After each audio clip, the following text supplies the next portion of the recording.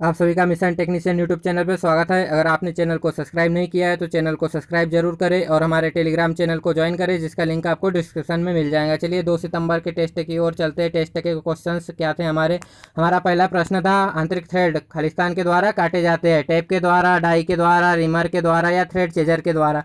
तो सही उत्तर होगा टेप के द्वारा। आंतरिक थ्रेड को टेप के द्वारा काटा जाता है। अगला प्रश्न देखते हैं। अगला प्रश्न था, किस खनिज से रेडियम प्राप्त किया गया था? चूना पत्थर से, पिचब्लेंड से, रूटाइल से या हेमेटाइट से? तो सही उत्तर होगा पिचब्लेंड से। हेमेटाइट तो हमारा आयरन का होता है। रेडियम को पिचब्लेंड नामक खनिज से प्राप्त किया गया था। तो सही उत्तर होगा पिचब्लेंड। देखते हैं अगले प्रश्न की ओर। अगला प्रश्न हमारा था, निम्न में से वेल्डिंग बुत का रंग कैसा होना चाहिए? सफ़ेद होना चाहिए, काला होना चाहिए, पीला होना चाहिए या लाल होना चाहिए? तो सही उत्तर होगा काला। वेल्डिंग बूथ का रंग काला होना चाहिए, क्योंकि काला रंग पराबैंगनी किरणों को अवशोषित कर लेता है और हमारी आंखों की सुरक्षा करता है, इसलिए वेल्डिंग बूथ का रंग काला होना चाहिए। तो सही उत्तर होगा काला। देखते हैं अगले प्रश्न की ओर। अगला प्रश्न था, कटिंग ब्लो पाइप के नोजल में सुराख होते हैं, 1 सुराख होते हैं, 5 या 7 या 9? तो सही उत्तर होगा 7। कटिंग ब्लो पाइप के नोजल में 7 सुराख होते हैं। तो सही उत्तर होगा हमारा 7।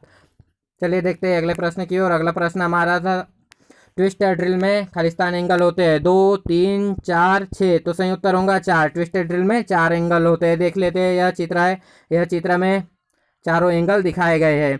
अगला प्रश्न हमारा है, अगला प्रश्न की ओर चलते हैं। अगला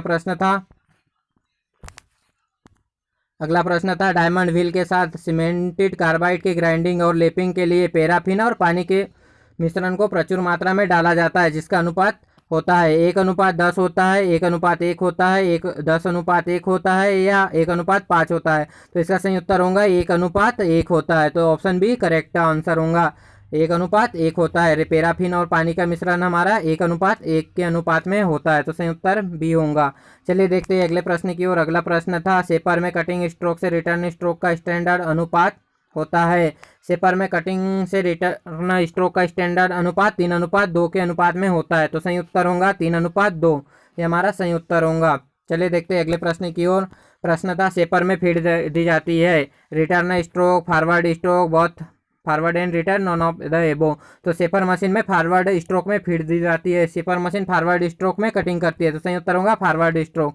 चलिए देखते हैं अगले प्रश्न की ओर। अगला हमारा प्रश्न था, आकाशगंगा की लंबाई है, द लेंथ ऑफ मिल्की वे। आकाशगंगा की लंबाई हमारी 10⁵, 10⁵5 प्रकाश वर्ष होती है। तो सही उत्तर होगा हमारा ऑप्शन सी, इसका मान 10⁵5 प्रकाश वर्ष होता है, इसलिए सही उत्तर होगा 10⁵5 प्रकाश वर्ष। ऑप्शन सी हमारा करेक्ट आंसर होगा।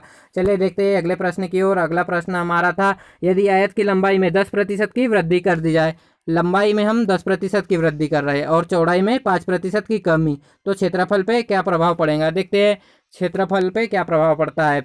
अगर हो रही है लंबाई में 10% की वृद्धि और चौड़ाई के लिए लिख लो -5, 5% की चौड़ाई में कमी।